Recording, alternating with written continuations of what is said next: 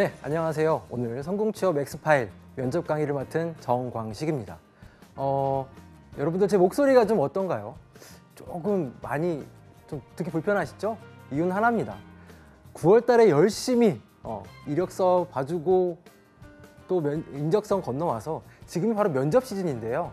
진짜 여기까지 오신 여러분들 정말 대단한 것 같아요.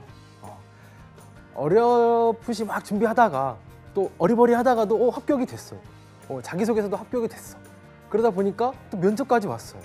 실제적으로 여기까지 오시면서 요거를 계산하고 오신 분들은 그렇게 많지 않을 거예요. 때가 돼서 붙었던 친구들이 있고 또 혹은 이제 뭐 6개월 전에 지난 학기부터 준비해온 친구들도 있겠지만 대부분 여기까지 오신 분들은 현재 처음 지원하신 분들이 많을 겁니다. 그렇기 때문에 이 면접 강의를 또 여러분들이 또 보고 계실 건데요. 저도 매일매일 이 면접으로 인한 강의 때문에 목이 정말 좀 남아나질 않는 것 같아요. 또 컨설팅도 그렇고요.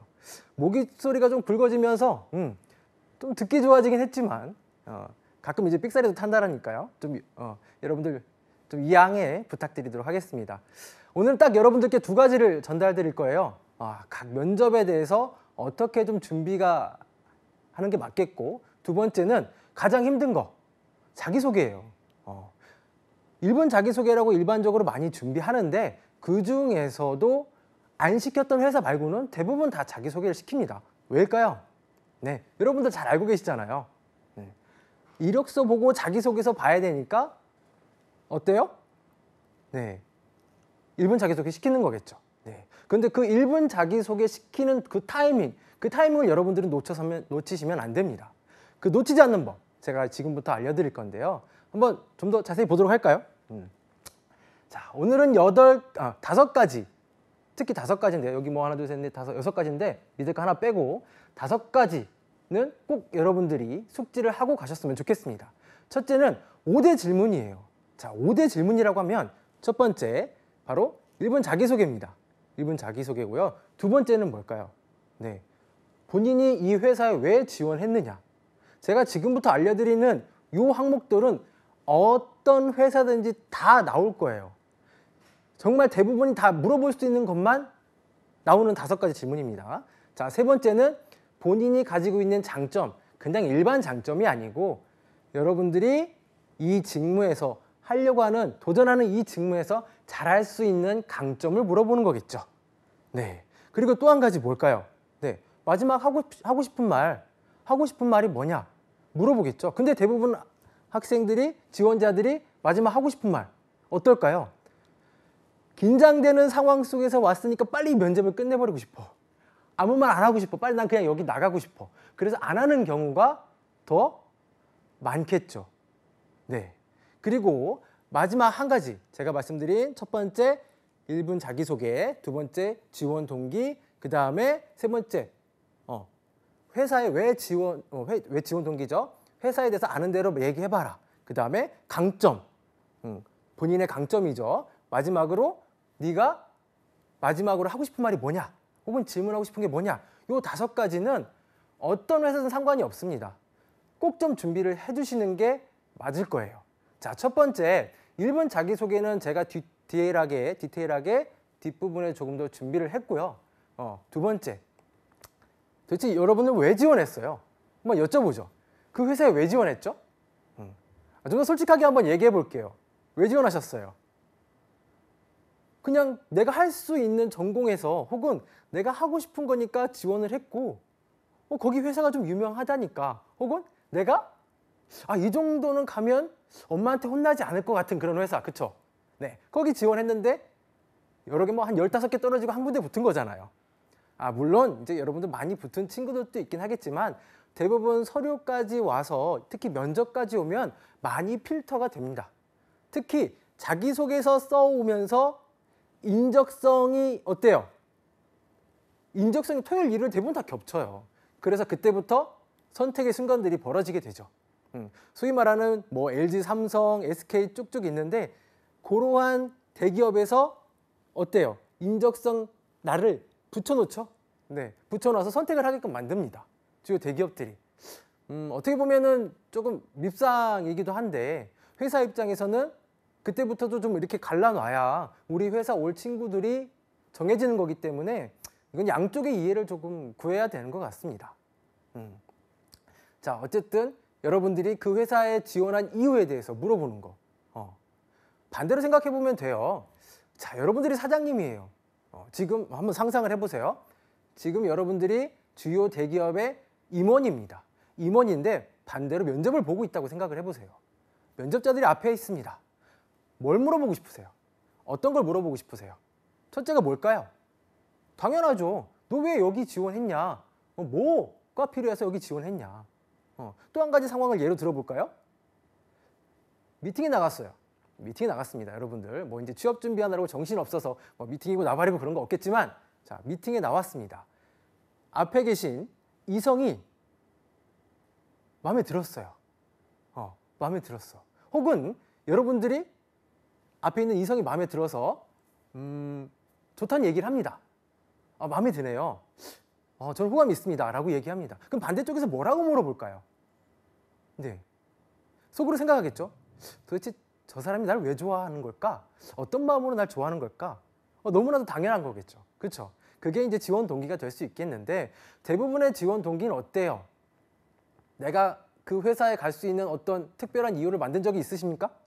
아니요, 없어요. 뭐 가끔 가다가 지나쳤던 경우 있겠죠. 본사 같은 데 지나쳤던 경우 있겠죠. 뭐 혹은 뭐 이제 아버지가 그 회사 다녀서 요즘에 블라인드 면접하면서 그런 것도 좀 막 거르고 있는 상황이죠. 디테일하게는 아니지만. 자, 내가 그 회사하고의 특별한 인연을 찾기는 정말 힘듭니다. 뭐 그 회사에서 주는 장학금이라든지 그런 것들을 고등학교 때부터 받았다면 뭐 모르겠지만, 그게 아니라고 하면 특별한 이유는 찾을 수가 없어요. 그럼 뭘 어필해야 될까요? 한번 잘 생각해 보세요. 여러분들 회사에 가면 뭘 받죠? 돈을 받잖아요. 그쵸? 돈. 얼마 전에 복싱 선수죠, 메이웨더가 얘기했던 말이 기억이 납니다. 돈이 세상의 전부는 아니지만 그것만 한 게 없더라 라는 얘기를 했는데, 중요한 가치 중에 하나인 것 같습니다.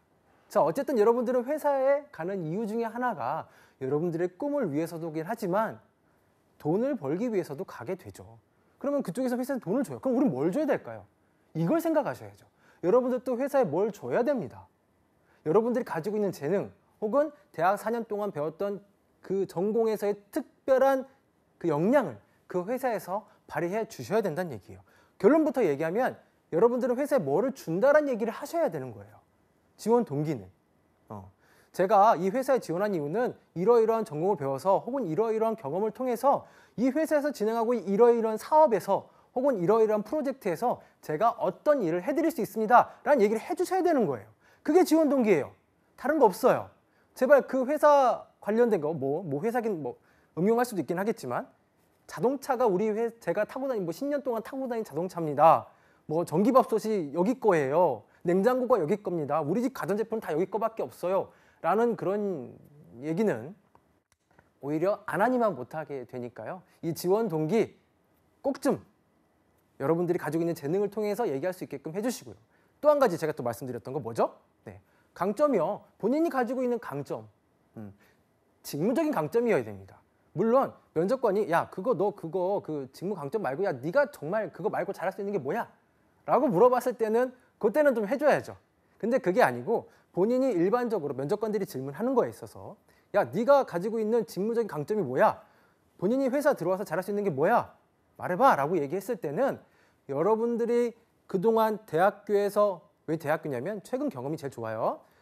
최근에 경험한 걸 가지고, 혹은 관련된 직무와 관련된 연관된 그런 프로젝트를 했던 거를 가지고 여러분들은 내가 이렇게 잘합니다 라는 강점을 어필해 주셔야 됩니다. 겸손 떨 필요 없어요. 거기는 자랑하는 자리입니다. 아시겠죠? 자랑하는 자리예요. 자, 이러한 얘기를 지금부터 약 한 40분 정도 남았겠죠? 40분 동안 여러분들하고 얘기를 한번 해볼게요. 중간중간에 어떤 에피소드나 이런 것들도 계속 얘기해 드릴 테니까요. 계속 봐주시면 좋겠고요.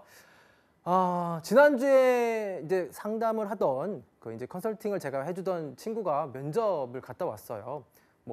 엘모 그룹에서 갔다 왔는데 그 친구가 준비는 정말 많이 했습니다. 어느 정도 했냐면 여학생인데 토요일, 일요일은 집에서 안 가고 학교에서 살았어요. 물론 대부분 지금 그렇게 하고 있겠죠. 그리고 면접 시나리오를 얼만큼 탄탄하게 만들었냐면 인성과 관련된 거 50개, 직무와 관련된 답변과 관련된 거 30개, PT 따로, 토론 따로 이렇게 각자 대본 시나리오를 다 만들었습니다. 이렇게 대충 보니까 최강권이더라고요. 이 최강권을 그 친구는 한 보름 안에 혹은 일주일 안에 지금 다 만들었던 거예요. 물론 저도 계속 거기서 컨설팅하면서 넣어야 될 말, 안 넣어야 될 말 이렇게 준비했는데 자, 실무진 면접을 통과하고 임원진 면접에 갔어요. 임원진 면접에 갔는데 어땠을까요? 그 떨리는 마음, 준비한 만큼 떨립니다. 준비한 만큼 떨리는데 준비해서 가서 그 상황에서 질문은 딱 3개인가 5개밖에 못 받았대요. 나오니까 허탈하더래요. 근데 질문 또 어떤 걸 받았냐면 직무하고 전혀 관련 없는 그런 질문들만 했대요. 첫째, 본인이 친구가 몇 명인가요? 내 친구 지금 이 사람이 왜 물어보는 걸까? 뭐 이렇게 생각할 수도 있겠죠. 두 번째, 여러분들 다 아는 내용이에요. 상사하고 불화가 있어요. 어떻게 할래요? 다시 한번 짚어드리지만 이건 임원 면접입니다. 상사하고 면접 불화가 있는데 어떻게 할 거냐? 이런 질문들을 하더래요. 야, 그럼 그동안 내가 준비했던 이 많은 것들은 이 임원에서는 아무 소용이 없던 건가? 혹은 저는 뭐 한 걸까요? 라고 이 친구가 저한테 다시 반문을 하더라고요. 선생님, 제가 준비했던 것만큼 보여주질 못했어요. 그만큼 준비했는데 안 물어보더라고요. 이 얘기를 하더라고요. 그런데 질문을 꼼꼼히 살펴보면 이유가 가요.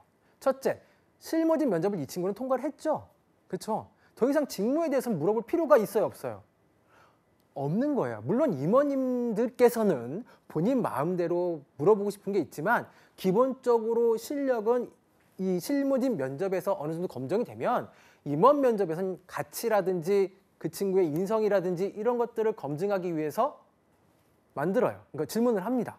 그렇기 때문에 어떻게 보면 당연한 거였어요. 예를 들자면 누군가가 싸웠을 때 화해를 해보지 않았던 경험이 뭐냐. 방금 전에 또 이 친구한테 물어봤던 거, 상사와 싸웠을 때는 어떤 불화가 있을 때 어떻게 하겠느냐. 이런 것들, 고집을 부렸던 적이 언제냐 이런 것들을 물어보는데 이게 되게 쉬운 질문인 것 같은데 여러분들 여기서 되게 핵심이 많습니다. 자, 이런 질문들, 임원 면접의 질문, 이제 곧 여러분들이 지금 많이 막 보게 될 그럴 시기인데요. 저랑 한번 이 뒷면에서 자세하게 한번 알아보도록 하고요.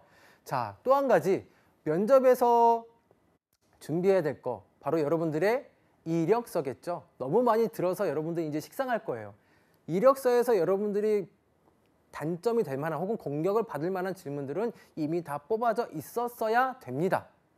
그 리스트 제가 잠시 후에 보여드릴 거고요. 그 리스트에 따라서 여러분들이 답변을 해주셔야 돼요. 대표적인 게 뭘까요? 만약에 졸업을 하고 한 6개월 동안 취업을 못했어요. 이제 그런 친구들이 면접에 가게 되면 질문을 받겠죠. 공백 기간 동안 뭐 하셨나요? 도대체 왜 그게 문제였으면 나를 왜 불렀어? 이런 생각이 들었을 거예요. 도대체 나 여기까지 그거 알면 왜 부른 거야? 나 그거 대답하려고 여기 온 거 아닌데? 라고 생각이 들지도 모르겠어요. 하지만 그 사람들이 그게 정말 문제가 됐으면 불렀을까요? 아니란 얘기예요. 그 공백 기간이 문제가 되지 않아요. 근데 한번 찔러보는 경우도 있고요. 도대체 이 친구가 이거에 대해서 어떻게 답변을 하는지 그거에 대해서 어떤 참신성도 좀 보고 싶은 거고요. 여러 가지 의도가 있습니다. 그렇기 때문에 여러분 쫄지 마세요. 만약에 내가 면접에 가게 됐어요. 근데 1년 동안의 공백이 있어, 설령. 1년 동안 공백이 있다고 하더라도 쫄지 말고 가시고 당당하게 얘기하세요. 막말로 그렇게 하셔도 됩니다, 가끔은. 1년 동안 본인 뭐 하셨나요? 솔직히 한 게 없어. 토익 공부하고 집에 엄마, 아빠 그 일 좀 거들어 드리고 이게 다야. 그리고 이제 가끔 난 놀러 다니고 쉬었어. 왜? 그동안 취업 준비하면서 너무 힘들었기 때문에. 그러면 얘기하세요. 네, 놀았습니다. 그럼 면접관들이 놀랄 수도 있겠죠. 네, 놀았습니다. 저는 그동안 취업 준비하면서 되게 힘들었는데 그러한 부분들을 좀 약간의 휴식을 취하면서 여행도 다니면서 저에 대해서 돌아보는 시간도 갖게 되었습니다. 그러면서 제가 정말 어떤 것을 원하는지 확실하게 알게 됐고요. 또 어머니하고 아버지하고 일을 도와드리면서 그 관계 또한 회복되는 정말 중요한 시간이었습니다. 지금은 제가 많이 이렇게 마음적으로나 몸적으로 건강한 상태이기 때문에 입사하게 되면 정말 열심히 잘할 수 있습니다. 일할 수 있습니다. 이렇게 진정성 있게 답변해 주셔도 됩니다. 네, 근데 거기에다만 억지로 꾸미려고 하면은 그게 더 문제가 돼요. 자, 여러분들에게 한번 여쭙게요. 학원 준비해 보세요. 진짜 내가 그 공백 기간 동안 나는 어떻게 해서 마음적으로 준비를 했는지 진정성 있는 답변 한번 생각해 보시기 바라겠습니다. 자, 그 다음에 모의 면접이에요. 예를 들어 볼게요. 저는 삼성을 꼭 가야 됩니다. 삼성 꼭 가야겠어요. 그러면 삼성 가서 면접이 붙었어요. 가면 합격할까요? 떨려요. 환장하게 떨립니다. 이걸 어떻게 할 수가 없어. 그래서 떨어지는 애들이 있어요. 그럼 어떻게 해야 될까요? 모의 면접이에요. 자, 친구들끼리 혹은 학교 외에서 모의 스터디 그룹을 만들어서 스터디를 하시는 게 면접 스터디를 하시면 좋습니다. 제일 좋은 건 VCR 클리닉. 저도 지금 촬영을 하고 있는데 여러분들이 가지고 있는 핸드폰. 자, 요즘엔 뭐 옛날엔 캠코더 준비하고 막 이랬는데 이제는 그런 것도 필요 없습니다. 여러분들 핸드폰 가지고 촬영을 해서 한번 보시면 돼요. 저도 매번 날마다 이제 상담을 하는데 지금 면접 시즌이기 때문에 무조건 카메라 찍고 보게 합니다. 제 카메라로 찍는 게 아니고 방문하는 내담자 이제 학생들을 데리고 본인 거를 가지고 찍게 하고 보게 해요. 자, 이거 집에 가서 꼭 봐라. 왜냐면 정해진 시간 안에 피드백하기도 버거우니까 집에 가서 좀 봐라 라고 합니다. 물론 열의 아홉은 안 보겠죠. 저도 알아요. 하지만 보는 친구들은 붙을 거예요. 그거 보는 친구들이 붙어요. 왜? 실제적으로 답변하는 거나 혹은 내가 제스처나 내 표정이나 이런 것들이 거기에 다 나옵니다. 다 나와요. 아, 내가 이렇게 생겨 먹었구나. 아, 내가 이딴 식으로 얘기를 하고 있구나. 이런 것들을 여러분들은 확실하게 알 수가 있거든요. 그리고 한 가지 더 있죠. 내가 삼성에 꼭 가야 돼. 가요. 저도 안 말리겠습니다. 그러면 다른 데를 면접을 보세요. 다른 회사를 쭉 면접. 그러니까 내가 꼭 대기업에 가야 되면은 중견 기업들도 막 쓰고 해가지고 면접을 여러 군데 보세요. 면접은 절반은 운이고요. 절반은 애드립이라고 하면 너무 뻥인가요? 자, 어쨌든 준비한 거 외에는 그때 상황에 맞춰서 그걸 쳐내야 되는 그런 부분들이 있습니다. 그걸 어떻게 하냐면 제일 좋으냐? 바로 실전 면접 혹은 모의 면접. 그러니까 실전 면접이라고 하면 내가 그냥 면접에 붙어서 이력서를 낸 곳이 가고 싶지 않은 회사지만 가서 면접을 보는 거예요. 면접을 보고 나서 그거에 대해서 피드백 해주시고 그 현장에서 뭐 혼나면 어때? 어차피 난 이 회사 안 갈 건데. 물론 이제 그 자리에서 얘기하시면 안 되고 나중에 나와서 얘기하는 건 상관이 없습니다. 자, 이렇게 면접을 최소한 10번 이상 보시면 아무리 사시나무 떨듯이 떨던 여러분들도 삼성이 가고 싶은 데가 회사라고 했을 때 면접에 가면 안 떨어요. 물론 이제 선천적으로 그러신 분들은 조금 좀 예외일 수도 있습니다. 자, 그런 부분도 있으니까 준비할 수 있는 좋은 방법들이라는 거. 정 안 되면 친구 만나기도 그렇고 그러면 집에서 방에서 혼자서 이렇게 모의 면접 이렇게 답변하면서 한번 해봐요. 입을 뒤집어 쓰고 나오지 말고 거기서 봐요. 알겠죠? 자, 지원하는 회사의 어떤 직원처럼 행동하라. 이건 제일 좋죠. 제일 그거와 근접한 게 바로 뭐냐면 여러분들이 정장이나 이런 걸 사면 당일날 사지 마세요. 그 전날 사지 마요. 그 얼마나 다음날 그 면접 가보면 어색한지 아세요? 쟤 저거 어디 새로 샀구나 라는 그 느낌이 나쁜 건 아닌데 좋지도 않습니다.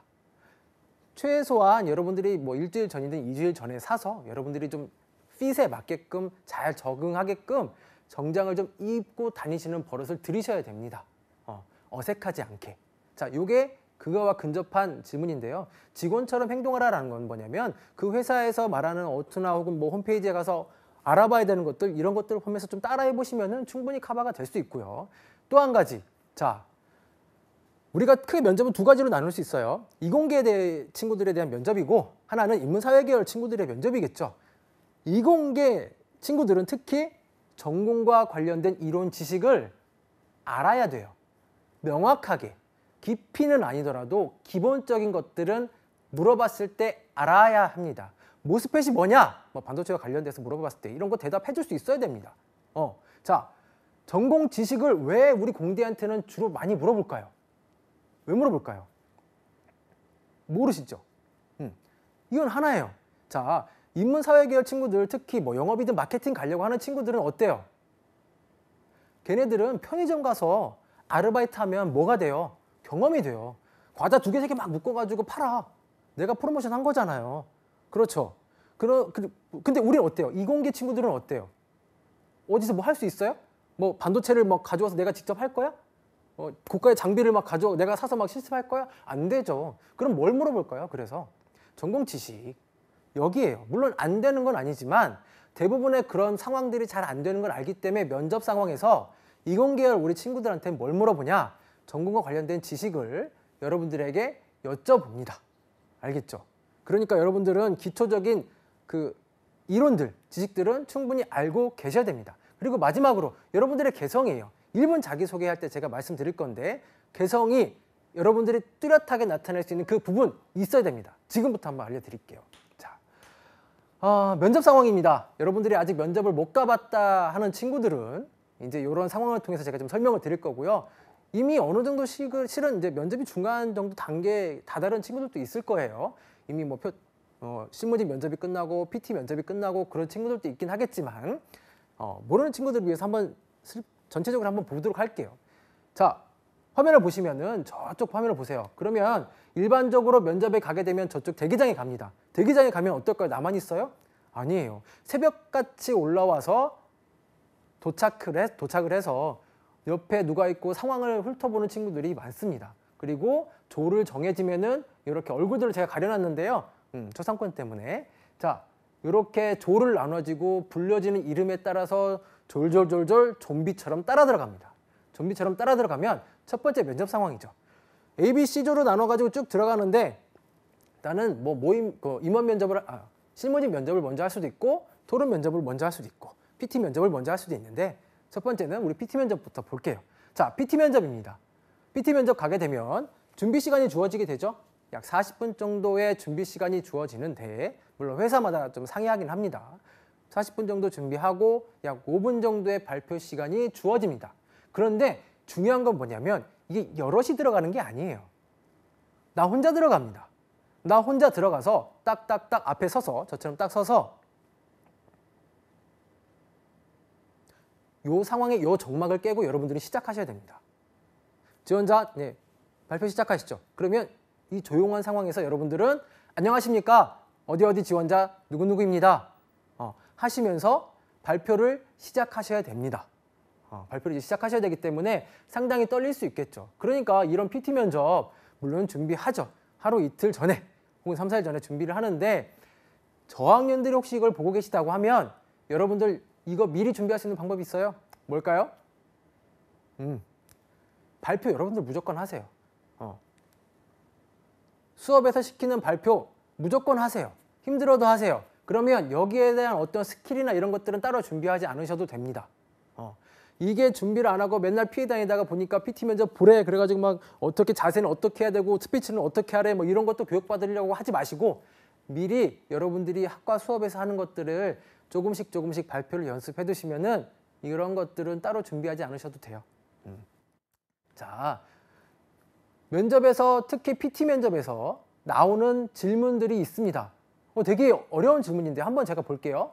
자, 인도의 불안정한 전력 공급을 안정화시킬 수 있는 방법. 자, 어떤 상황이냐면 S전자가 인도 시장에 진출하였다. 그런데 정전이 자주 되고 전압이 불규칙하여 공급이 일정하지 않다. 이런 경우 어떤 기술로 차별화시켜 시장을 공략할 수 있겠는가? 이런 질문들이 나오게 됩니다. 전공적인 지식들도 나오고 일반적인 시사에 대한 질문들도 나올 수 있어요. 그런데 여러분들이 가지고 있는 어떤 특정한 분야라고 한다면 산업에 국한되는 전공이라고 한다면 이러한 질문들은 미리미리 찾아보세요. 어디 가면 나오냐면 인터넷 가면 다 있어요. 여러분들이 주로 많이 사용하는 사이트 있잖아요. 뭐 잡코리아, 사라민, 인코루트, 기타 등등 요거와 관련된 사이트들을 3개 정도 크게 보시고 하나 정도는 여러분들이 삭속들이 다 알 수 있게끔 자주 즐겨찾기를 하셔서 정보를 해 놓으시면은, 정보 찾아 놓으시면은 이런 것들은 거기에 다 있습니다. 설령 가끔 그런 경우 있습니다. 어느 경우 있냐면 이쪽 사이트에서는 유료예요. 근데 이쪽 사이트 가니까 그 내용이 공짜야. 이런 경우 있어요. 그러니까 최소한 2개 정도의 사이트는 여러분들이 가지고 가입을 하셔서 꼭 좀 병행하면서 정보를 모으시기 바랄게요. 자, 이런 정보들 미리 보시면 그 다음 문제에 대해서 똑같이 나오는 건 아니지만 예측은 할 수 있습니다. 자, 중요한 건 그거예요. 자, 이렇게 발표를 시작하면 5분 동안 발표를 시작하겠죠. 하고 나면은 그 이후에 질문에 대해서 답변하는 것들이 중요한데 시간 안에 하는 거, 또 한 가지, 그 데이터에 의하면 아마 이거일 겁니다 라는 그런 얼토당토안한 얘기를 하지 마세요. 그러니까 추측성으로 해서 아마 감잡과는 데이터 이런 거 하지 마시고 정확한 데이터를 근거를 대셔야 됩니다. 또 한 가지, 되도록이면 PT를 주제로 했을 때는 여러분들의 어떤 남다른 아이디어를 보려고 하는 거예요. 물론 이게 힘들죠. 그러니까 사전에 연습하시라고요. PT 연습. 자, 전체적으로 볼게요. 어떻게 순서가 흘러가는지 볼게요. 첫 번째, 이렇게 서게 되면 관심이 주목을 끄셔야 됩니다. 만약에 이렇게 딱 섰는데 면접관들이 막 정신이 없어. 그 전 애들 막 전 친구가 막 채점하느라고 막 왔다 갔다 해. 막 보고 있고 뭐 날 보지도 않아. 그러면 거기다 대고 안녕하십니까 하고 바로 인사해야 될까요? 물어봐야죠. 죄송한데 시작해도 되겠습니까? 하고 정중하게 여쭤보셔야죠. 그러면 면접관들이 어떨까요? 보고 있다. 시작해 라고 하면서 이렇게 주의 집중을 습하시잖아요. 이걸 하고 가셔야죠. 네. 하고 나서 안녕하십니까? 어디 이번에 직무에 지원하는 누구누구입니다. 지금부터 프레젠테이션을 시작하도록 하겠습니다. 라고 하면서 시작하면 되겠고요. 자, 주제가 분명히 던져집니다. 주제가 던져지면 그거에 대해서 어떤 의미를 가지고 있는지 주제를 얘기하고 명확한 동기를 얘기하셔야죠. 이게 여러분들 나하고 이 뒤에 오는 친구들 혹은 앞에 있던 친구들하고의 차이점이에요. 왜? 요거는 내 생각이니까요. 왜 이걸 해야 되는지, 왜 이걸 정했는지, 왜 이거 방법을 선택했는지에 대한 동기부여. 그 명확한 이유가 여러분만의 이유가 있어야 된다는 얘기죠. 자, 그리고 개괄 총괄한다는 얘기예요. 서브 타이틀만 봐도 이 친구가 어떤 정도의 국어 실력, 한글 실력을 가지고 있는지도 봅니다. 엄연히 얘기하면 여러분들 회사에 가게 되면, 물론 이제 직장인들이 보면 알겠지만 회사에 가게 되면 편집글을 읽는 건 없어요. 편집글은 별로 없습니다. 보고서에 한 장, 두 장 띡 해서 주제, 그 다음에 뭐 A 지점, B 지점에 대한 어떤 결론, 그 다음에 추가된 가격 얼마, 딱딱딱 이렇게 해서 한 줄 혹은 두 줄로 요약된 보고서들을 더 많이 보게 돼요. 핵심을 전달해야 된다는 얘기죠. 서브 타이틀만 뽑는 것만 봐도 이 친구가 어느 정도의 그거에 대한 추출할 수 있는 국어 실력을 가지고 있는지, 뭐 소위 말하는 국어 실력이죠. 국어 실력을 가지고 있는지 알 수가 있습니다. 그렇기 때문에 여러분들 이 서브 타이틀 뽑는 거 정말 잘 하셔야 되고요. 통계나 어떤 사례를 인용할 때는 명확한 근거를 대셔야 된다는 거 아까 제가 말씀을 드렸고요. 유머 이것까지는 안 하셔도 돼요. 막 사시나무 떨듯이 떨고 있는데 거기다 대고 웃기려고 하지 마요. 어색하니까 물론 이제 되는 친구들은 하세요. 근데 안 되면 하지 마세요. 억지스럽습니다.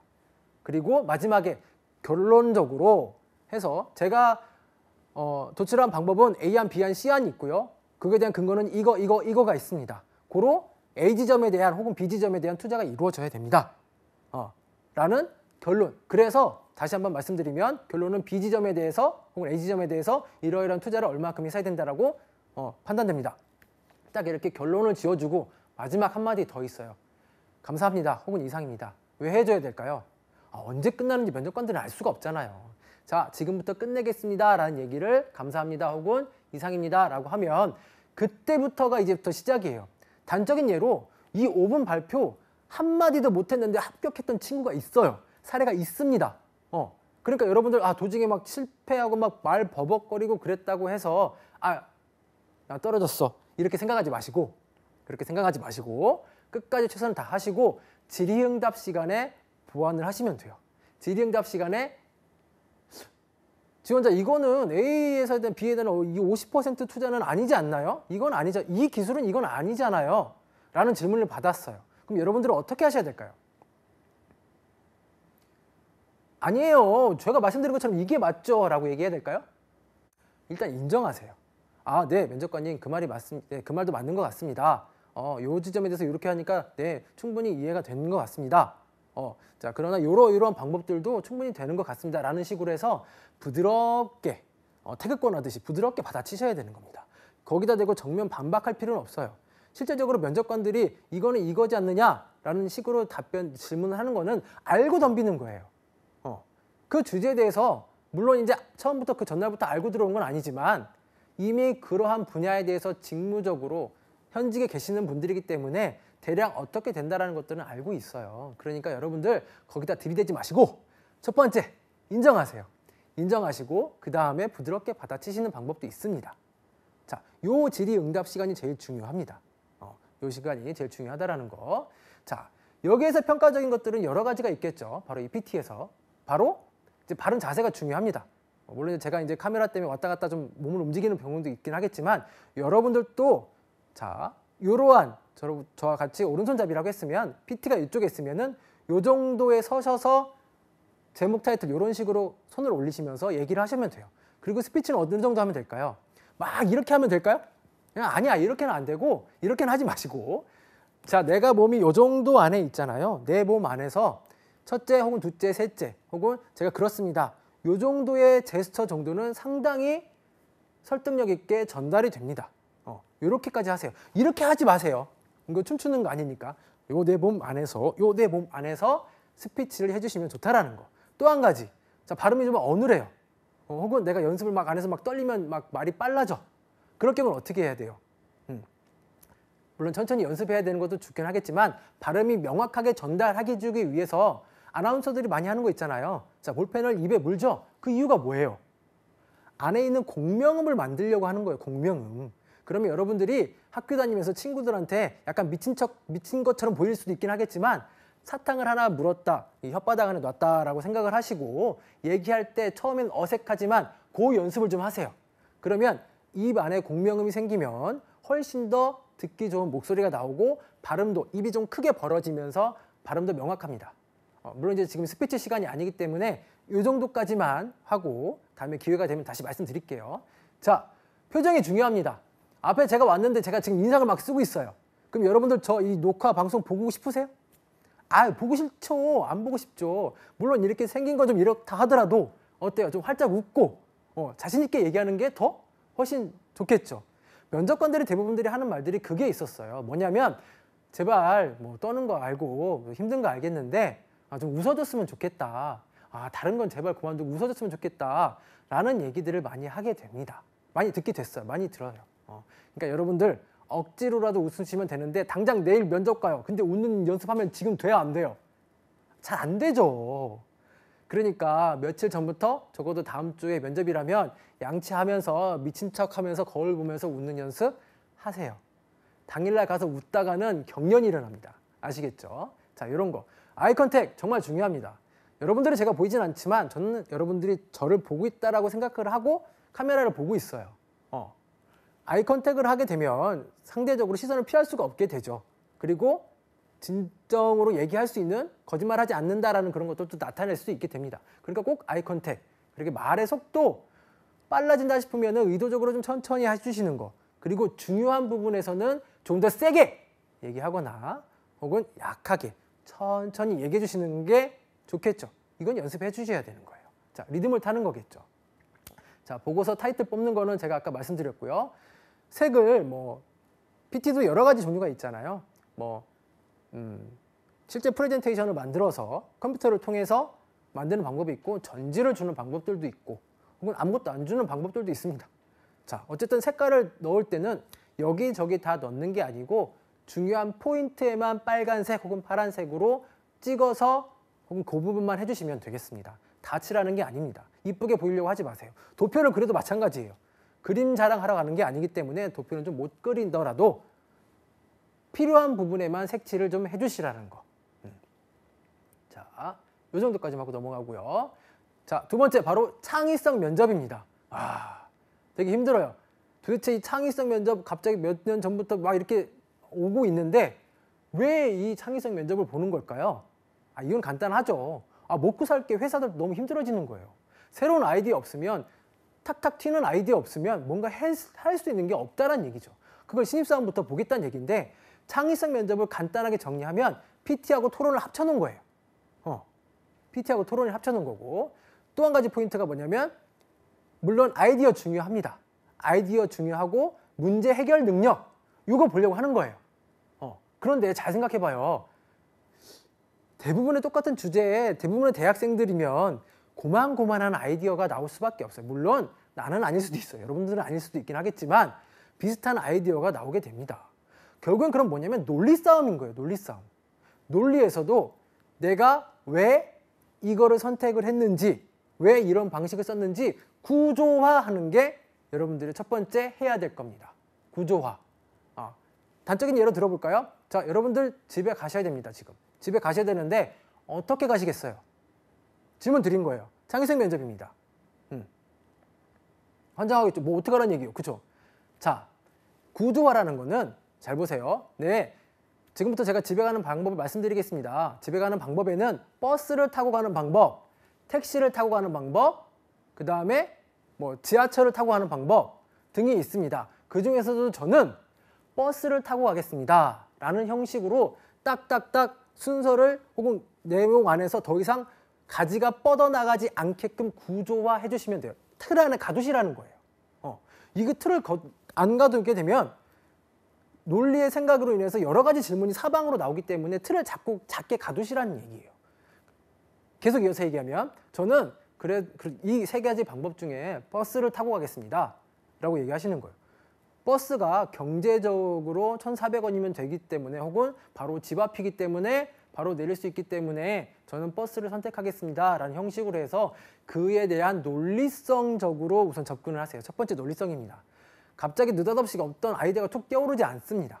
그리고 페이지가 몇십 장 혹은 뭐 몇 페이지 이상 시간 안에 읽을 수도 없는 뭐 그런 것들도 가끔 줘요. 자, 그걸 가지고 정리할 수 있어요, 없어요? 쉽지 않다는 얘기죠. 그러면 요거를 빨리 읽고 빨리 구조화해서 1번, 2번, 3번 답은 뭐고 그럼 내가 이걸 선택해야지, 이런 것들을 빨리빨리 구조화해 주시는 것이 첫 번째가 제일 좋습니다. 뭐 다른 방법이 있으면 쓰세요. 그런데 이러한 방법도 있다라는 거 있습니다. 창의성 면접에 대해서는 뭐 이제 삼성에서 나왔던 비슷한 문제예요. 뭐 조건이 감각, 압력, 통신, 구조, 전파 이런 부분에 대해서 빗대어서 얘기해라 뭐 이런 것들이 나오기 때문에 되게 힘듭니다. 하지만 이런 기출 질문들을 통해서 여러분들이 사전에 좀 준비를 해보시면 도움이 되겠죠. 자, 그거에 대해서 발표를 창의성 면접 준비해서 40분 동안 준비해서 발표하고 그 다음에 뭐예요? 질의응답 시간이잖아요. 제가 말씀드렸잖아요. 창의성 면접은 PT하고 토론을 합친 거라고. 그때부터 이제 면접관 2명, 3명이 그 발표한 거에 대해서 추가 질문이 들어갑니다. 창의성 면접이겠죠. 첫 번째가 뭐예요? 이거 왜 이렇게 했냐? 왜 이런 아이디어를 냈느냐? 제시할 해결적인 창의적이라고 생각을 하느냐? 실현이 가능하냐? 차별화됐느냐? 혹은 그 외에 창의적으로 뭔가를 했던 경험이 뭐냐? 라는 식으로 어떤 질문들이 나오기 때문에 이러한 패턴을 가지고 여러분들께서 준비를 해 주시면 되겠습니다. 자, 그 다음에 집단 토론이에요. 사진이 잘 보이실지 모르겠지만 다들 웃고 있어요. 왜 웃고 있을까요? 토론 면접 가면 이렇게 될까요? 아니죠. 토론 면접 가면 치열하죠. 이거는 보여주기 위한 사진이에요. 이미지 제가 떼온 거예요. 어디 뭐 스타뉴스닷컴이라는 곳에서 제가 이미지만 떼어왔습니다. 실제적으로 토론 면접에 가게 되면 찬반이 나뉘게 되죠. 찬성 반대가 나뉘어서 열심히 토론을 합니다. 근데 가끔 가다 보면 선생님 저 토론 면접 열심히 한 것 같은데 떨어졌어요. 도대체 제가 왜 떨어졌는지 모르겠습니다 라고 이야기하는 친구들이 있어요. 자, 왜 떨어졌느냐면 자, 요걸 한번 보세요. 우선 주제부터 한번 보겠습니다. 요즘에는 회사에서 벌어질 수 있는 그런 상황에 대해서 토론 주제로 정해지는데, 자, 정해진 시간 안에 비행기가 못 들 만한 이유를 논하시고 그에 따른 해결 방안을 제시하고 또한 각자의 의견을 제시하시오라는 형태의 토론이 문제가 있어요. 띵띵 항공사입니다. 혹은 발전기가 멈췄습니다. 어떻게 조치할 거예요? 자, 이런 거에 대해서 토론하세요라는 어떤 발전 회사에서 만든 이런 토론 주제들도 있습니다. 첫 번째, 자, 결론부터 얘기해야 되고요. 안녕하십니까? 누구누구입니다. 혹은 찬성의 누구입니다. 반대의 누구입니다. 저는 이렇게 생각합니다. 혹은 동참합니다. 반대합니다. 라는 형식의 그런 것들을 결론부터 얘기를 해주셔야 되고요. 또 한 가지 보시면 이 토론에 대해서 주도적으로 협동적으로 얼만큼 공헌했는지를 보는 게 바로 토론 면접이에요. 볼까요? 토론에 영향을 끼친 발언을 했는가? 자, 면접관이 들어와서 4대 4로 딱 있어요. 얘를 한번 상황을 가정해 볼게요. 4대 4로 있습니다. 4대 4로 있을 때, 자, 이 부분, 이 팀, 자, 찬성, 반대, 자, 준비됐죠? 시작하세요. 라고 하고 나면 면접관은 그때부터 아무 말도 하지 않아요. 혹은 주변에 돌아다니면서 뭘 하죠? 평가를 하기 시작하죠. 자, 그럴 때 누가 먼저 얘기를 하느냐, 혹은 그 논점에 대해서 명확한 제시를 하느냐, 이런 것들을 평가하게 됩니다. 그리고 토론이 끊기지 않게 적절하게 이어갔는지, 남의 의견을 끝까지 끌고 나가거나 혹은 들으려고 노력했는지, 적고 있는지, 보고 있는지, 이런 것들을 다 평가하게 된다는 얘기죠. 그러니까 내가 가서 아무 말 대잔치 막 잘한다고 해서 토론 면접이 붙는 게 아니란 얘기예요. 주제에 벗어나시면 안 된다는 얘기죠. 자, 그 적절한 논점이 흐려지지 않도록 계속해서 벗어나지 않게 물론 사회자 역할을 꼭 하라는 건 아닙니다. 중간중간에 끌어오란 얘기죠. 그리고 한 가지, 싸워서 이기란 얘기가 아니에요. 싸워서 이기란 얘기가 아니고 거기에서 문제점을 해결할 수 있는 합의점을 찾아가는 거예요. 거기서 이렇게 얘기하셨으니까 저희는 이렇게 얘기하는 거서 요 중간 정도의 합의점을 한번 찾아보는 건 어떨까요? 라는 형식으로 중간 정도의 합의점을 찾아가시면 되겠습니다. 자, 그 다음에 다대다 면접이에요. 자, 여기까지 오면은 어떨까요? 아까 PT 면접, 토론 면접 이렇게 진행이 되는데, 여기까지 오면은 옆에 있는 사람이 바로 경쟁자가 되는 겁니다. 바로 이 경쟁자가 되는데, 그래서 옆에 있는 사람이 답변을 어떤 거냐 하느냐에 따라서 되게 중요하게 영향이 옵니다. 깊이 있게 만약에 어떤 질문이 들어올 수 있는 상황은 별로 없어요. 다대 1일 경우에 많이 들어오겠죠. 자, 바로 더 중요한 건 면접관 혼자 혹은 면접관 다수가 들어오게 되는 거죠. 나 혼자 들어가서 면접관 5명에서 저와 혼자 공격하는 경우입니다. 이런 경우 요즘에 되게 많아지고 있어요. 왜 많아질까요? 면접자에 대해서 디테일하게 보기 위해서예요. 디테일하게 고친 거 하나하나를 콕콕 어떤 능력이 있는지 거짓말을 하는지 이런 것들을 보기 위해서 질문을 하는데, 첫째, 여러분들이 생각했던 것보다 다양하게 물어보지 않아요. 프로젝트 하나, 둘, 셋, 넷, 그거에 대해서 첫 번째 대답했던 것에 대해서 꼬리 무는 거예요. 꼬리 물어서 직접적으로 대답할 수 있게끔 해주시는데, 여기서 포인트 하나, 면접 답변 어느 정도 길이가 될까요? 어느 정도 길이가 제일 좋을까요? 제가 준비해오지 못했습니다만 A4 용지를 한 번 혹은 한 번 접고 두 번 접으면 4개의 부분이 나오겠죠? 4개의 부분이 나옵니다. 이 4개의 부분, 한 요 정도 분량이 될 텐데, 요 정도 분량이 한 20초에서 길게는 30초 정도 나와요. 요 정도 답변 길이가 제일 좋습니다. 자, 근데 이게 오전에는 이렇게 해도 돼요. 근데 면접관들이 지쳐있는 오후 정도 되면은 여러분들이 융통성 있게 이걸 살짝 줄여주는 그런 센스도 필요하겠죠. 왜? 집중이 잘 안 되거든요. 자, 어쨌든 요 정도 길이의 면접 시나리오를 만드는데, 그 구성의 첫 줄은 뭐냐면 결론부터 얘기하시는 거예요. 본인의 취미가 뭐예요? 네, 제 취미는 무엇입니다 라고 하면서 결론부터 얘기하세요. 그리고 또 한 가지, 면접관이 물어봤던 대답에 대해서 그 말을 비슷하게 따라 하시는 거예요.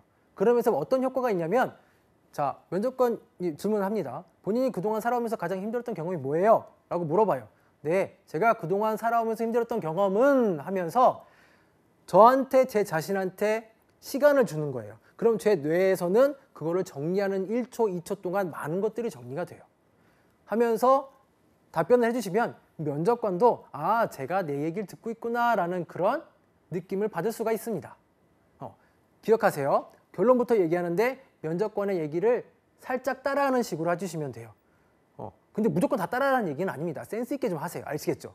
그 다음에 바로 뭐가 나오면 돼요? 본인이 가지고 있는 사례, 이야기가 나와야죠.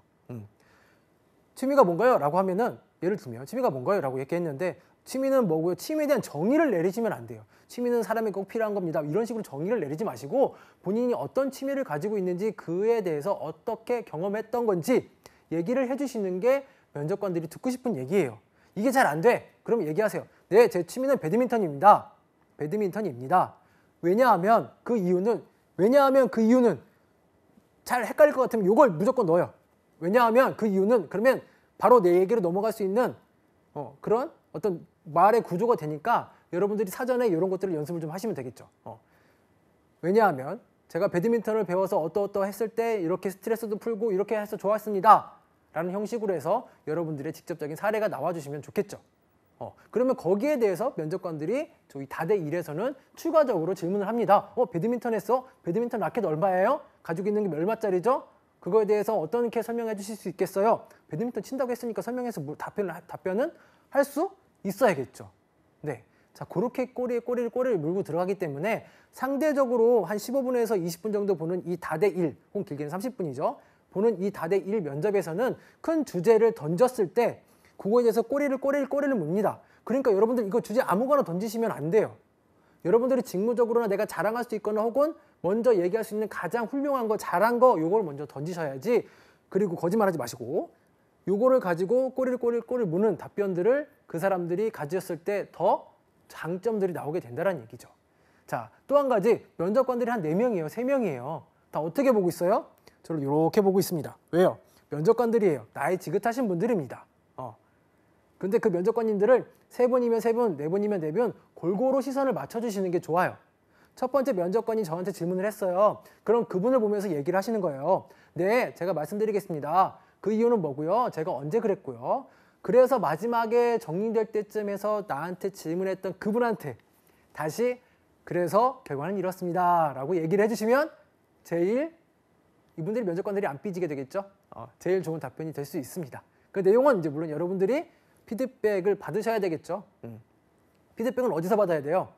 여러분들 열심히 잘해서 인근 고용센터나 혹은 관련된 학교, 여러분들이 나오신 학교에 가시면 취업 컨설턴트 선생님들이 계세요.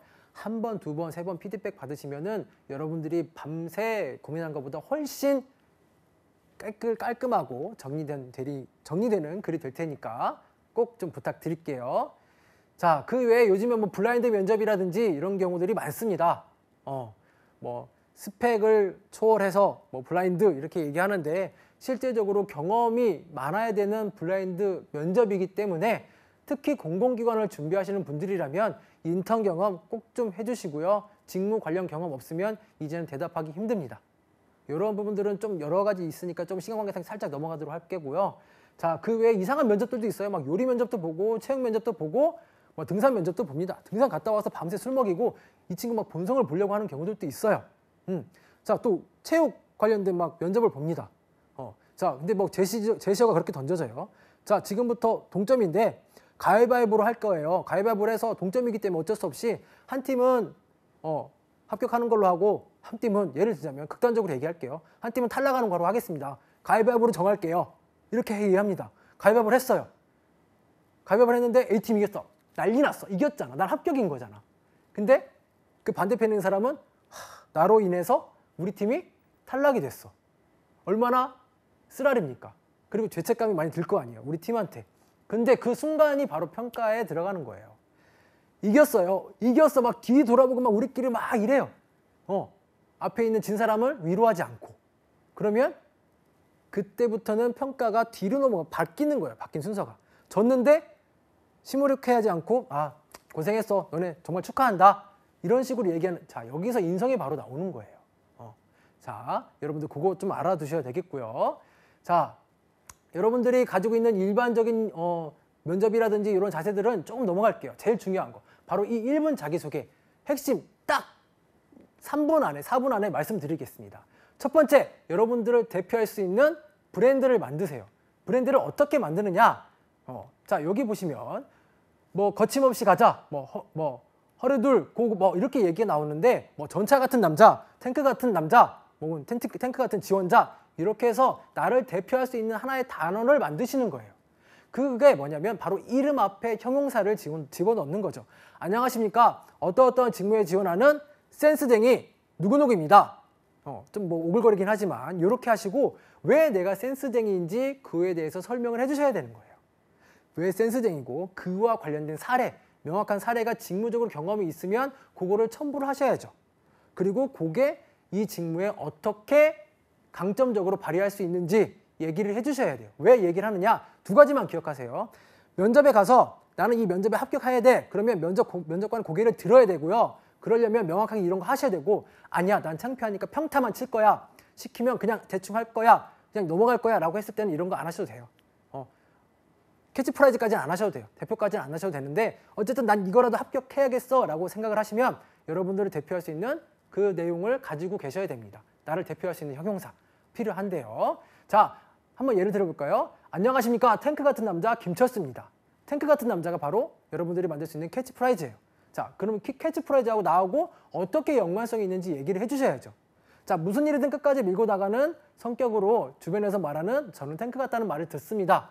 연관성이 있네요. 자, 그와 관련된 그 다음에 사례. 대학 시절 프로젝트를 위해 6개월간 집에 들어가지 않고 인근 고시원에서 생활하면서 매일 밤을 프로젝트에 몰두하여서 상금 200만 원과 우수상을 받은 경험이 있습니다. 라는 그와 관련된 사례가 나오시고, 또한 그 다음에 이와 관련된 직무에서의 연관성을 같이 이어주시는 거죠. 그리고 마지막에 뭐라고 하면 돼요? 네, 그래서 저는 이런 탱크 같은 지원자 김철수입니다. 라고 얘기를 해주시면 되는 거예요. 자, 그 다음에 별명을 활용한 두 번째 방법이에요. 별명을 활용한 자기소개예요. 이름 앞에 여러분들이 직무적으로 도움이 될 만한 별명을 사용하시는 거예요. 아무거나 사용하시는 게 아니고 직무적으로 도움이 될 만한 별명들을 한번 찾아보신 다음에 그걸 가져오시고 그거와 똑같이 연관성을 가져오셔야죠. 안녕하십니까? 똑 부러지는 남자 누구누구입니다. 저는 주변에서 친구들이 뭘 할 때 항상 똑 부러진다고 해서 저의 별명이 똑순이입니다. 똑순이 안 되겠네요. 자, 똑 부러지는 누구누구입니다. 라고 얘기를 하시고 그와 관련된 장점이 될 만한 사례를 가져오시면 되겠습니다. 또 한 가지 방법은 세 번째 방법이죠. 직무와 관련된 연관의 단어를 가져오시는 거예요. 반도체 회사에 지원해요. 그러면 안녕하십니까? 이번에 무슨 나노, 나노 같은 혹은 뭐 무슨 반도체 같은 누구누구입니다. 라는 형식으로 해서 그 회사에 해당되는 제품을 가지고 오시는 거죠. 그걸 가지고 오셨으면 그 사물의 강점이 뭔데 그게 나하고 어떻게 연관이 되는지를 얘기를 해주셔야죠. 그렇죠? 그 다음에 그 강점을 내세워서 근거를 대서 관련된 경험이 있겠죠. 관련된 경험을 얘기하셔서 정리를 해주시면은 제일 좋은 1분 자기소개서가 되겠습니다. 자, 처음에 어떤 면접을 준비하든지 캐치프라이즈를 하든지 별명을 하든지 직무와 관련된 단어를 얘기하든지 어떤 거든 상관이 없습니다. 하지만 그거를 얘기했으면 처음부터 끝까지 제발 그걸로 가세요. 다른 내용 나오시면은 안 된다라는 얘기죠. 그 이미지와 비슷한 게 나와야 됩니다. 그리고 자, 4가지 방법이라고 했는데 실질적으로 마지막 안 했으면 좋겠다는 게 하나 있어요. 뭐냐면 맨 마지막입니다. 사물이나 동물 등에 비유해서 이미지 표현하는 거 너무 많아요. 지원자들 안녕하십니까, 거북이 같은 지원자 누구누구입니다. 저는 거북이는 느리지만 정말 거북이 얘기만 하다가 정말 이 친구 방금 들어왔던 친구도 거북이고 이 친구도 거북이에요. 너무 거북이가 많아요. 호랑이 많고 용도 너무 많고요. 자, 이러한 것들은 겹칠 수 있는 그런 사례들이기 때문에 되도록이면 피해 주시면 동물들은 어쩔 수 없으면 하시고 연관이 지어서 얘기해 주시면 좋겠습니다. 제가 1번 자기소개에 대해서 간단하게 여러분들의 핵심을 포인트 잡을 수 있는 것에 대해서 말씀을 드렸어요. 자, 우선은 작성을 해보시고 관련된 사례 하나, 2개만 있으면 그 캐치프라이즈 만들어서 앞뒤 연관해서 얘기하시면 1분 자기소개, 면접관을 들을 수 있는, 면접관 고개를 들 수 있는 1분 자기소개서가 되겠죠. 제일 좋은 건 간단하게 질문을 하나 해주셔도 좋겠죠. 가을입니다. 면접관님 이번 가을 날씨 어떠신 것 같습니까? 가을 날씨는 어떻게 생각하십니까? 간단하게 질문할 수 있는 거 살짝 들어서 얘기해 주시면은 면접관이 고개 들고 그 다음부터 자연스럽게 내 자기 1분 자기소개를 해주시면 제일 좋겠죠. 네. 이제 면접이 얼마 안 남았어요. 추운 겨울인 것만큼 면접이 한 1주, 2주 정도 되면 대부분 공채에 대한 면접이 끝나가게 되는데요. 끝까지 왔으니까요. 조금 더 최선을 다해서 마무리해서 좋은 결과 있으시길 바라겠습니다. 저는 이상 이번 강의를 진행했던 정광식입니다. 마치도록 하겠습니다. 감사합니다.